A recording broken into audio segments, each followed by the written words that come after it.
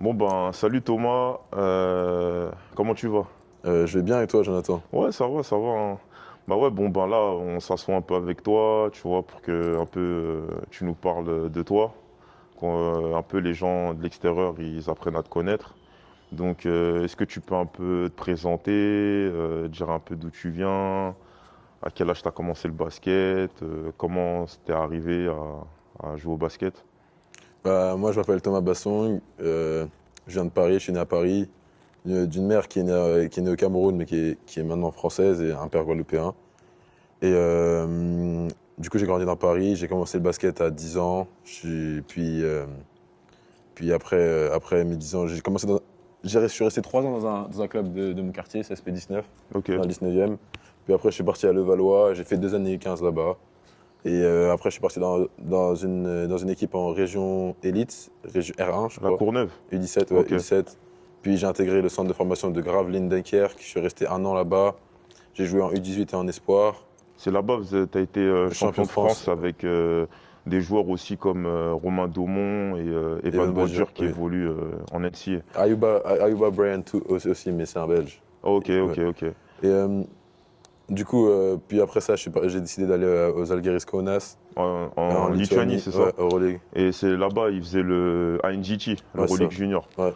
Et est-ce que tu peux un peu nous parler de la différence, le style de jeu? Parce que pour les joueurs français qui ont toujours évolué en France, toi, tu as évolué en Lituanie. Donc, c'était quoi à peu près la différence dans le style de jeu, les entraînements, l'intensité pour toi? En soi, à l'époque où j'étais à Gravelines, c'était considéré comme une des équipes qui joue le plus de pick and roll, tu vois, en France. Ok, Puis, et qui est spécialisé dans les détails et tout ce genre de trucs. Mais quand je suis parti à Zalgiris, c'est là où j'ai vraiment vu la culture du basket et comment ils pay attention to the details, mhm. ils font attention aux Au détails. détail, ouais. Ouais. Et, euh, et ouais, et du coup, c'était plus sur tous les pick and roll, sur la prise d'écran, sur les passes, sur les démarquages, sur le spacing. En fait, c'est vraiment là où j'ai appris un deuxième basketball, D'accord. le vrai basket, on va dire. Plus le Ouais, QI ouais, le QI basket, basket, ouais, les placements et tout. la Ouais. patience, ce genre de Exactement, ouais. choses. Ouais. Et après ça, ben, tu es parti jouer aux États-Unis, Mm, Jelly Fam, qui joue mm. dans la ligue Overtime Elite. Est-ce que tu peux un peu nous parler de cette expérience parce que là, tu passes des pays de l'Est aux États-Unis. Et souvent, le jeu américain, ben, on dit que des fois, c'est pas des gens très très intelligents, ça Mm. court un peu, ce genre de choses. Donc, est-ce que tu peux nous parler de ton expérience à peu près là-bas?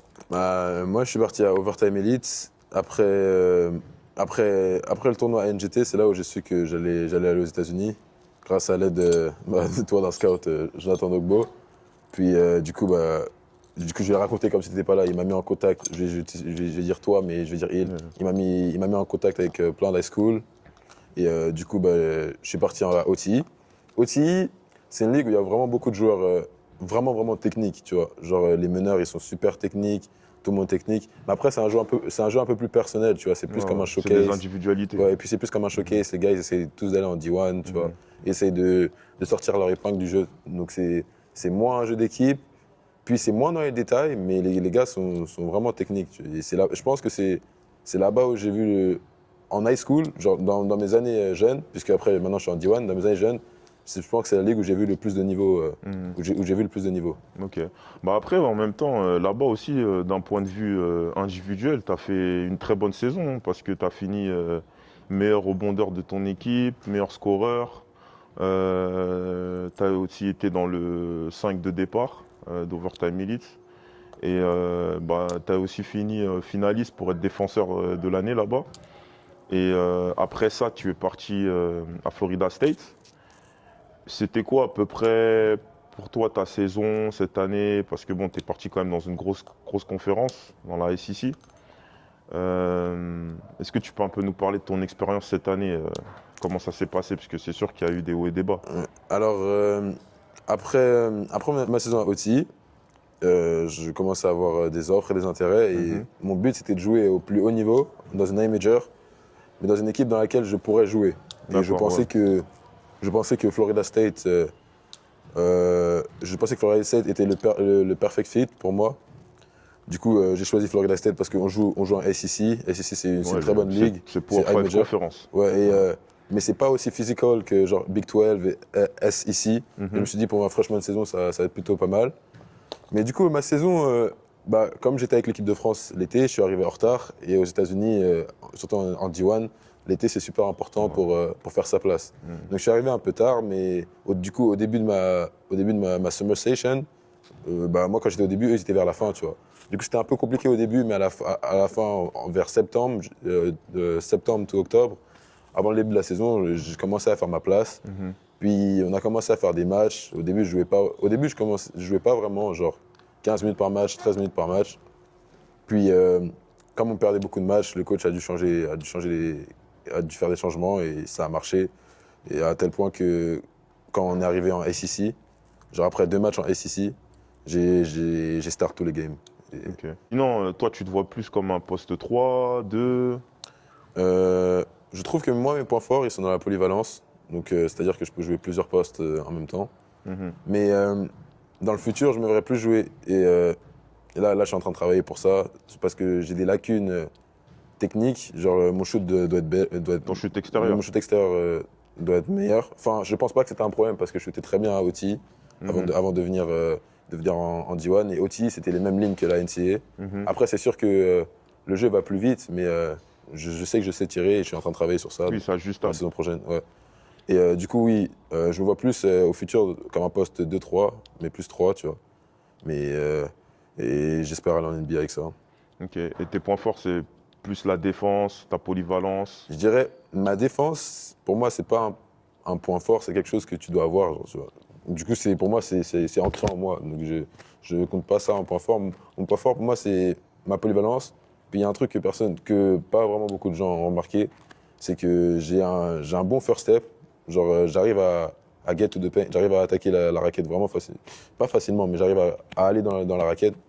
Et c'est des choses que certains joueurs ont du mal. Et surtout cette saison, j'ai réussi à aller dans la raquette en sachant que les joueurs savaient que j'étais un driver. Du coup, je trouve que je suis plus comme un slasher. Oui. Ok. Et ton axe de progression, ce serait ton shoot extérieur, quoi d'autre? Le ball handling. Ton dribble? Ouais, et puis decision making. Genre, dans tes choix? Ouais, dans mes choix. Je pense que des fois, tu es un peu précipité ou... Exactement, un peu précipité, mais en même temps, genre, et c'est ça qui va peut-être changer l'année prochaine. J'avais pas beaucoup le ballon dans les mains, donc c'était un peu compliqué pour ça, mais oui, c'est les 3 axes que je dois trouver. Ok. Est-ce que tu peux un peu nous parler de ton choix de changer d'université et de choisir la fac de Mississippi State qui joue dans la SEC? Parce que là, cette année, tu es dans la SEC, à ne pas confondre. Donc, est-ce que tu peux nous en parler? C'était assez compliqué parce que après notre défaite contre Duke, une semaine, je suis rentré à Paris. Une semaine après, les coachs m'ont demandé qu'est-ce que tu veux faire. Et je leur ai dit que je voulais rester et ils me disaient que ouais, et qu'ils allaient construire une équipe autour de moi et qu'ils voulaient que je reste. Mais et on s'était aligné sur un prix, mais ce qui s'est passé, c'est que le contrat, la façon dont il était rédigé, ma famille, mon agent et moi n'avons pas aimé. Du coup, nous ne nous voyons pas capables de signer ce contrat. Du coup, en disant cela, je pense que ça a un peu blessé les coachs. Et de là, la relation entre les coachs et mon agent était broken. Genre, il y avait vraiment presque plus de relation. La seule raison pour laquelle ils parlaient, c'est parce qu'ils me voulaient. Et du coup, je me sentais pas vraiment dans une situation de force, parce que s'ils n'aiment pas vraiment ton agent, tu sais pas comment ça peut se passer. Et en même temps, le contrat n'était pas bon. Et ils m'ont envoyé un autre contrat et que je n'ai pas signé. Et il y avait une deadline, du coup, ils m'ont dit d'aller sur le transfert portal. Et en me mettant sur le transfert portal, je savais que j'allais avoir des meilleures offres financièrement. Mais en fait, je ne m'attendais pas à voir autant d'équipes m'appeler et me dire à quel point je pourrais aider leurs équipes. Puis j'ai décidé d'aller à Mississippi State parce que c'est le head coach qui m'a recruté durant tout le long. C'est le head coach qui était avec moi durant tout le long de la visite. Et ça, je pense pas que c'est quelque chose de très commun. Ouais, bien sûr. Et maintenant, après que j'ai commit, il m'appelle encore pour savoir si j'ai rempli les papiers, pour savoir comment je vais. Et j'ai vraiment beaucoup accroché avec lui et j'ai accroché avec tous les coachs là-bas. Et je suis quelqu'un qui va beaucoup avec le feeling. Et ils m'ont montré, la façon dont ils m'ont montré qu'ils m'aimaient, bah après t'es en visite, ça m'a montré que ouais, je devrais aller là-bas. Et là, c'est quoi à peu près tes objectifs pour la saison à venir là? Mes objectifs pour la saison à venir, c'est déjà aller à la March Madness. L'objectif collectif, c'est aller à la March Madness parce que ça peut m'aider moi et ça peut aider l'équipe aussi. En termes de visibilité. Ouais. Et même, je l'ai eu à la gorge quand on n'est pas allé à la March Madness et je regardais les autres équipes y aller.